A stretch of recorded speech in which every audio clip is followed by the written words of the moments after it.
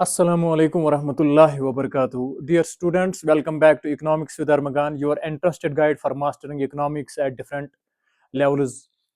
Today, we are specifically going to talk about the 12th class annual regular examination 2024-25. क्योंकि बहुत सारे बच्चे message और कॉल्स कर रहे थे कि सर आपने इस साल के इम्पोर्टेंट क्वेश्चंस वगैरह क्यों अभी तक पब्लिश नहीं किए.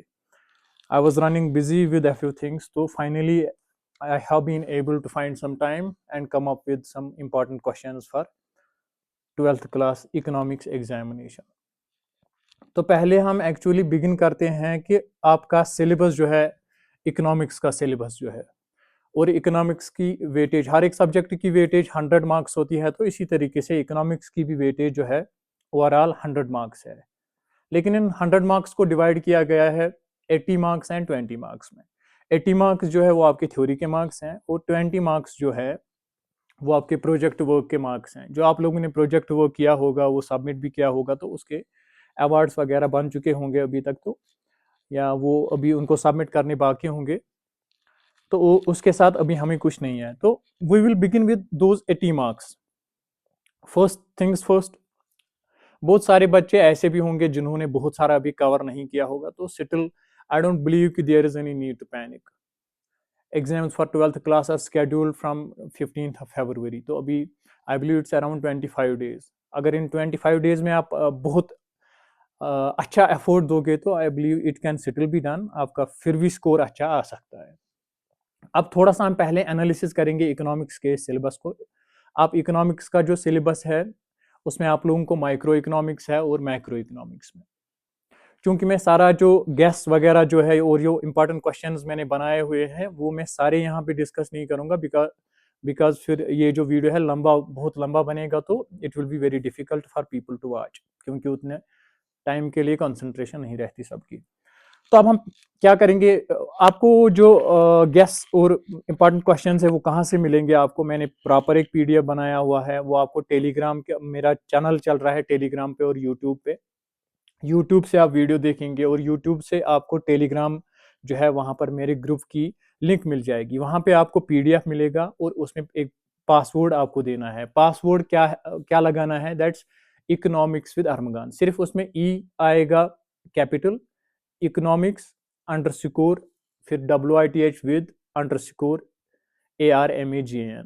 सारा सिंगल में ही है एक्सेप्ट ई आपको कैपिटल में लगाना है. तो let's begin with the analysis of the syllabus. PDF आपका जो है वो वाली टेलीग्राम वाली चैनल पे मौजूद है, वहां से आप लोग हासिल कर सकते हो.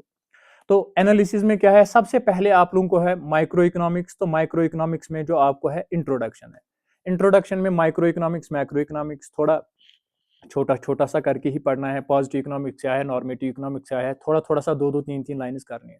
इस वाले चैप्टर में मोस्ट इंपॉर्टेंट क्वेश्चन जो है वो दो क्वेश्चन है. One is central problems of an economy, एक इकोनॉमी की क्या सेंट्रल प्रॉब्लम्स है. उसके बाद दूसरा क्वेश्चन जो है that's production possibility frontier. Almost हर साल ये प्रोडक्शन पॉसिबिलिटी फ्रंटियर जो है ये पूछा ही जाता है, तो आप इस पे स्पेशल फोकस रखोगे पहले वाले चैप्टर में. फिर दूसरा वाला चैप्टर जो आपका है that is consumer equilibrium and demand.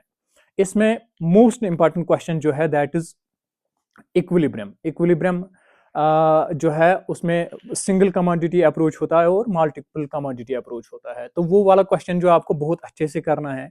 फिर उसके बाद आपका आता है डिमांड. तो डिमांड भी यूजुअली एग्जाम में पूछा जाता है. डिमांड में इसके थोड़े से डिटर्मिनेंट्स करने, ज्यादा लेंथी नहीं पढ़ना है, शॉर्ट शॉर्ट करके ही पढ़ना है, थोड़ा समझना है. क्योंकि माइक्रो इकोनॉमिक्स जो है यहीं से आपका जो इकोनॉमिक्स है फंडामेंटल चीजें सारी जो है वो माइक्रो इकोनॉमिक्स से ही आप लोग सीख पाओगे. तो अभी एग्जाम का टाइम है, थोड़े से शॉर्ट नोट्स वगैरह अगर आप लोगों के पास अवेलेबल नहीं है तो वो भी मैं ग्रुप में डाल दूंगा. तो वहां से आप लोगों को वो शॉर्ट नोट्स वगैरह भी, एग्जाम ओरिएंटेड नोट्स भी मिल जाएंगे. तो इसमें भी जो है डिमांड है, इसमें law of demand is one of the important questions. और उसी के साथ लॉ ऑफ डिमांड के साथ साथ जो आपको डिमांड शेड्यूल थोड़ा बहुत करना है, और डिटर्मिनेंट्स ऑफ डिमांड और डिमांड फंक्शन, ये वाले क्वेश्चंस इंपॉर्टेंट है. और पर्टिकुलरली इसमें एक और जो क्वेश्चन बहुत इंपॉर्टेंट है that is elasticity of demand. I don't think कि कोई ऐसा एग्जाम होगा कि जिसमें एनुअल, यही रेगुलर वाला एग्जाम जो हुआ होगा अभी तक बोर्ड का, जिसमें ये क्वेश्चन नहीं पूछा गया हो. तो इलास्टिसिटी ऑफ डिमांड वाले जो टॉपिक है इलास्टिसिटी ऑफ डिमांड, उस पर आप पूरे अच्छे से फोकस करके उसके तीनों अप्रोच जो है वो अच्छे से कर लीजिए. ठीक है. फिर उसके बाद है प्रोड्यूसर बिहेवियर एंड सप्लाई। तो प्रोड्यूसर बिहेवियर में आपका जो मतलब सबसे इंपॉर्टेंट क्वेश्चन है that is law of variable proportions. तो ये क्वेश्चन जो है दीज आर फ्यू क्वेश्चन जो हर साल पूछे जाते हैं। तो law of variable proportions is one of the question जो हर साल आप लोगों को पूछा जाता है। फिर उसके बाद वो जो टाइप्स ऑफ कास्ट है और रिलेशनशिप थोड़ा थोड़ा, टाइप्स ऑफ कास्ट आप थोड़ा थोड़ा सा करके ही कर लीजिएगा, और लेकिन रिलेशनशिप जो है वो अच्छे से पढ़िए क्योंकि रिलेशनशिप का क्वेश्चन हर साल आता है। फिर उसके बाद है इसमें फिर पहले कॉस्ट आता है, फिर उसके बाद आप लोगों का रेवेन्यू आता है। तो रेवेन्यू के टाइप्स भी अच्छे से कर लीजिए कि रेवेन्यू जो है मार्जिनल रेवेन्यू है, टोटल रेवेन्यू है, तो उसको भी थोड़ा उसकी डेफिनेशंस भी आप अच्छे से देख लीजिए। और फिर इसमें सप्लाई वाला, most of the students what they tend to do is कि वो सप्लाई वाला कंपोनेंट बिल्कुल ही छोड़ देते हैं, लेकिन ऐसा नहीं करना है। सप्लाई में से भी क्वेश्चन आता है। तो सप्लाई में कहाँ पे क्वेश्चन आता है, आप लोगों का what is market supply and what are determinants of supply, ये वाला क्वेश्चन बहुत ज्यादा पूछा जाता है एग्जाम में। तो आप सप्लाई को ऐसे ही नहीं छोड़ना, और थोड़ा सा सप्लाई को भी देख लीजिएगा कि व्हाट इज सप्लाई को, थोड़ा सा उसमें शिफ्ट्स वगैरह कैसे होते हैं, तो वो आप लोग, और मोमेंट कैसे होती है सप्लाई कर्व में, वो थोड़ा देखना। लेकिन मोस्ट इंपॉर्टेंट क्वेश्चन जो इस वाले चैप्टर में है that is law of variable proportion, जो आप किसी भी कॉस्ट पे नहीं छोड़ सकते हो। और ये रेवेन्यू के टाइप्स वगैरह, लॉ ऑफ वेरिएबल प्रोपोर्शंस, और इसके साथ साथ साथ आप जो है मार्जिनल रेवेन्यू, एवरेज रेवेन्यू वगैरह, वो भी थोड़ा डेफिनेशंस उसके भी देख लीजिएगा। फिर उसके बाद आते हैं मार्केट वाले चैप्टर पे। तो मार्केट वाले चैप्टर पे आप लोगों को 8 मार्क्स है। तो ये मार्केट वाला चैप्टर जो है आई बिलीव कि ये 2-3 घंटे में, अगर आप लोग बैठेंगे 2-3 घंटों में ही आप लोगों का खत्म हो जाएगा। तो इसमें क्या करना है आपको, इसमें आपका सिलेबस जो है वो रिड्यूस किया गया था पिछले साल, तो इस पे आप थोड़ी नजर रखना। तो इसमें परफेक्ट कंपटीशन और इक्विलिब्रियम जो है परफेक्ट कंपटीशन में, लेकिन शॉर्ट रन में जो कैसे इक्विलिब्रियम होता है एक फर्म का और एक इंडस्ट्री का, तो वो वाली चीज आप देखना, what's perfect competition and what are its features and what is the procedure of equilibrium in perfect competition in long run and as well as in, नहीं, in short run only. Long run का आप लोगों को नहीं देखना है क्योंकि वो आपके सिलेबस में नहीं है। तो ये परफेक्ट कंपटीशन वाला क्वेश्चन बहुत इंपॉर्टेंट है एंड 100% आई बिलीव 100% ये वाला क्वेश्चन पूछा जाएगा। परफेक्ट कंपटीशन में जरूरी क्वेश्चन होगा, या perfect competition and its features, या equilibrium of a firm in perfect competition. तो इस वाली चीज को बहुत अच्छे से आप देखिए। और इसी यूनिट में दो और टर्म्स जो है, प्राइस सीलिंग है और प्राइस फ्लोर है। तो ये इन दो टर्म्स को आप थोड़ा थोड़ा शार्ट करके देख लीजिएगा शॉर्ट में ही। लेकिन इसमें लॉन्ग वाला क्वेश्चन जो आएगा वो आएगा परफेक्ट कंपटीशन, इसके फीचर्स क्या है और इक्विलिब्रियम कैसे होता है परफेक्ट कंपटीशन में। फिर उसके बाद आते हैं मैक्रो इकोनॉमिक्स पे। तो मैक्रो इकोनॉमिक्स पे भी एज यूजुअल आपके 40 मार्क्स हैं, जैसे माइक्रो में 40 थे और मैक्रो में भी 40 हैं। तो मैक्रो इकोनॉमिक्स में पहले वाले यूनिट में जो आपको है, इसमें कौन सा क्वेश्चन सबसे इंपॉर्टेंट है, एक दो क्वेश्चंस जो हैं जो मतलब बिल्कुल स्किप नहीं होते हैं। One is circular flow of income. लेकिन सर्कुलर फ्लो ऑफ इनकम आप क्या कीजिए, सिर्फ 2 सेक्टर का करना है, क्योंकि 3 सेक्टर का आप लोगों का ड्रॉप किया गया है और 4 सेक्टर आप लोगों का ड्रॉप किया गया है, तो वो आपको 2 सेक्टर वाला ही सिर्फ करना है। और इसके बाद वाला क्वेश्चन ये है कि national income, how do we measure national income. इसके 3 अप्रोचेस होते हैं, वैल्यू एडेड मेथड है, एक्सपेंडिचर मेथड है, इनकम मेथड है। याद रखिए कि इन तीनों मेथड्स में से एक मेथड जरूरी पूछा जाएगा। और इसके बाद दूसरा क्वेश्चन जो है वो है कॉन्सेप्ट्स ऑफ नेशनल इनकम, जैसे जीडीपी है, एनएनपी है, एनडीपी है, तो ये वाली चीजें, और disposable income, personal disposable income, national disposable income, ये इन चीजों को देखना है। लेकिन सर्कुलर फ्लो वाला क्वेश्चन जो है बिल्कुल नहीं छोड़ना है, वो 2 सेक्टर का ही है, तो that's one of the most important questions. और फिर 3 मेथड्स में से एक मेथड जरूरी पूछा जाएगा। उसके बाद ये और ये नेशनल इनकम के कॉन्सेप्ट्स हैं, इसमें 2-2 मार्क्स के क्वेश्चंस आते ही रहते हैं, तो ये आपको सारा कर लेना है। इसमें 1 घंटा 1.5 घंटा ज्यादा नहीं लगेगा, बस देखना है, आराम से हो जाएगा। फिर उसके बाद मनी और बैंकिंग वाला जो है, मनी और बैंकिंग, ये भी आप लोगों के लिए बहुत स्कोरिंग वाला जो यूनिट है। मनी एंड बैंकिंग वाला जो यूनिट है, इसमें आप लोगों को कितने मार्क्स हैं, 6 मार्क्स हैं। आई बिलीव ये भी आपको आराम से अगर करोगे तो, अगर आप लोग अराउंड एक दिन अगर इसको आप दे दोगे, 7-8 घंटे दे दोगे, तो आप लोगों का हो जाएगा। इसमें प्राइमरीली इंपॉर्टेंट क्या है, मनी क्या है, प्राइमरी फंक्शंस क्या है मनी की, सेकेंडरी फंक्शंस क्या है मनी की, कमर्शियल बैंक क्या है और सेंट्रल बैंक क्या है, इन इन इन चीजों को थोड़ा ख्याल रखना है। और इसमें इंपॉर्टेंट चीज जो हमेशा पूछी जाती है वो सेंट्रल बैंक और उसकी जो फंक्शंस है, उसकी क्या क्या फंक्शंस हैं, वो वाला क्वेश्चन आप लोगों के लिए बहुत इंपॉर्टेंट है जो आप नहीं छोड़ सकते। मनी, इसके फंक्शंस क्या है, primary as well as secondary, और सेंट्रल बैंक और इसकी क्या फंक्शंस है, as well as commercial bank, what's commercial bank, और थोड़ा मनी क्रिएशन भी देखना है। उसके साथ साथ अगर ऑब्जेक्टिव्स आप देखोगे तो इसमें बैंक रेट पूछी जाती है, CSR पूछा जाता है, CRR पूछा जाता है, कैश रिजर्व रेशो वगैरह। तो उन चीज़ों को थोड़ा थोड़ा सा करके देखना, जैसे रिवर्स रेपो रेट, वो ऑब्जेक्टिव्स आ सकते हैं, उनको भी थोड़ा सा देखना है। उसके बाद जो आपका दूसरा यूनिट है, that is determination of income and employment.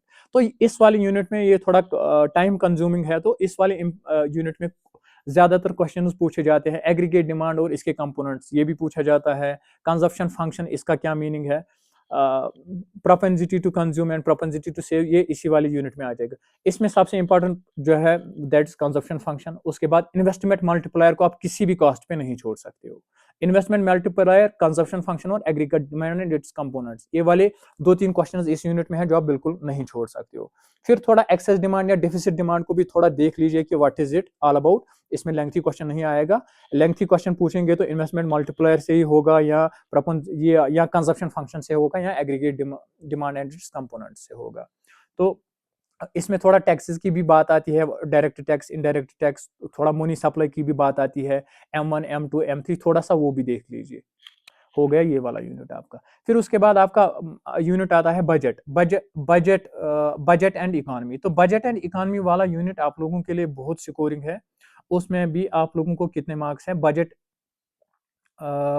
उसमें भी आप लोगों को 6 मार्क्स हैं। तो आई बिलीव वो भी 2-3 घंटे या 4 घंटे में शॉर्ट नोट्स जो मेरे पास हैं, जो मैं प्रोवाइड कर सकता हूँ, या जो आपको मिलेंगे ग्रुप से, तो उससे आई बिलीव 2-3-4 घंटों में ये वाला यूनिट जो है ये आपको हो जाएगा। इसमें क्या है, आपको रिसीट्स देखने हैं, जैसे कैपिटल रिसीट्स क्या है या रेवेन्यू रिसीट्स क्या है, और क्लासिफिकेशन देखनी है, डेवलपमेंटल एक्सपेंचर और नॉन डेवलपमेंटल एक्सपेंचर, ये आप बिल्कुल नहीं छोड़ सकते हैं। डेवलपमेंटल एक्सपेंचर है, नॉन डेवलपमेंटल एक्सपेंचर, इस दरमियान इन इन दो चीज़ों के दरमियान क्या फ़र्क है, वो आपको बहुत अच्छे से करनी है। उसके बाद फिर यही एक्सपेंडिचर का भी आता है कि what's revenue expenditure, what's capital expenditure, उसका भी थोड़ा सा अच्छे से देखिए। फिर बजट आता है, what is budget, balanced budget क्या है, सरप्लस बजट क्या है, डेफिसिट बजट क्या है, और गवर्नमेंट ने कौन से मेजर्स लिए हुए हैं। तो इस वाले यूनिट में मुझे लगता है कि मोस्ट इंपॉर्टेंट क्वेश्चन इज यही एक्सपेंडिचर वाला चीज, और आपके जो रेवेन्यूज है, revenue receipts and capital receipts, वो उन चीजों में थोड़ा सा फर्क वरक वगैरह देखना है, तो ये यूनिट आपका आराम से हो जाएगा। उसके बाद आपका बैलेंस ऑफ पेमेंट्स है। तो बैलेंस ऑफ पेमेंट्स में भी सबसे इंपॉर्टेंट क्वेश्चन जो है वो है what's balance of payment, surplus कैसे होता है बैलेंस ऑफ पेमेंट में, और डेफिसिट क्या होता है बैलेंस ऑफ पेमेंट में।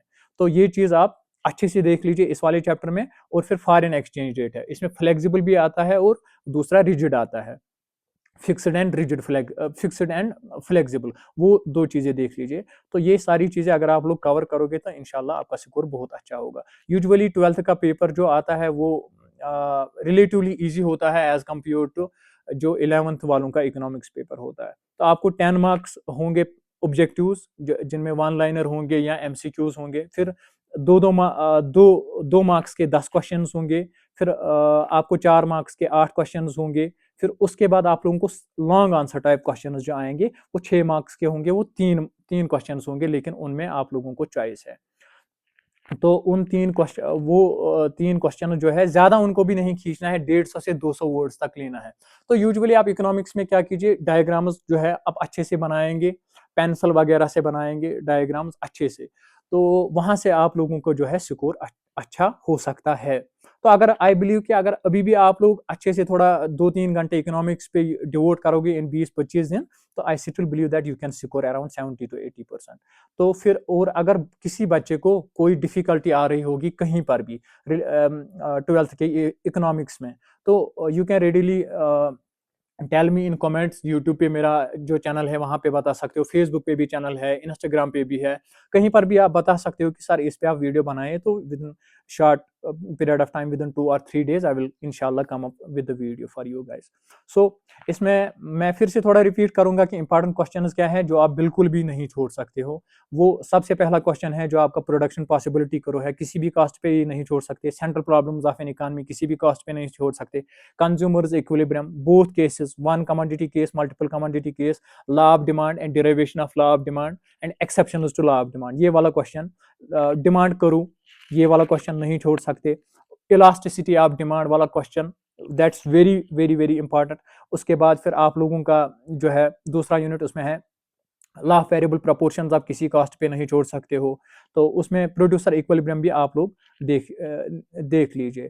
और उसमें जो है कास्ट्स का जो आपस में रिलेशनशिप है, total cost, average cost, fixed cost, वो भी इंपॉर्टेंट है। और फार्म्स ऑफ मार्केट में जो है परफेक्ट कंपटीशन का क्वेश्चन जो है, that's very important, you should not skip it. Macro economics में आप लोगों को पहले वाले यूनिट में जो है circular flow of income very important, and concepts of national income very important, you can not skip. उसके बाद मनी वाले यूनिट में meaning of money and functions of money very important, you can not skip, इसको भी अच्छे से कर लेना है। Central bank and commercial bank दोनों के फंक्शंस देखने हैं, इंपॉर्टेंट। उसके बाद डिटर्मिनेशन ऑफ इनकम एम्प्लॉयमेंट में कौन सा, propensity to consume and propensity to save, consumption function में ये वाला क्वेश्चन है, वेरी इंपॉर्टेंट। और उसके बाद जो है इन्वेस्टमेंट मल्टीप्लायर वाला क्वेश्चन बिल्कुल नहीं छोड़ सकते। उसके बाद क्लास ये जो आपका बजट और इकोनॉमी है, बजट और इकोनॉमी में आप लोगों को रिसेप्ट्स के टाइप्स देखने हैं और एक्सपेंडिचर के टाइप्स, ये बहुत पूछे जाते हैं। और थोड़ा बजट क्या है ये पूछा जाता है। और बैलेंस ऑफ पेमेंट में सबसे इंपॉर्टेंट क्वेश्चन जो है दैट्स बैलेंस ऑफ पेमेंट, इसमें सरप्लस कैसे होता है और डेफिसिट क्या होता है, और types of exchange rate, meaning पूरे अच्छे से करना है बस। All the very best, and I request all the people, please follow me on Facebook, Instagram or YouTube, wherever you are, जहाँ पे भी आप लोग हो, so that we can do the maximum possible work. Thank you very much. All the very best to the students of 12th class economics. Thank you very much.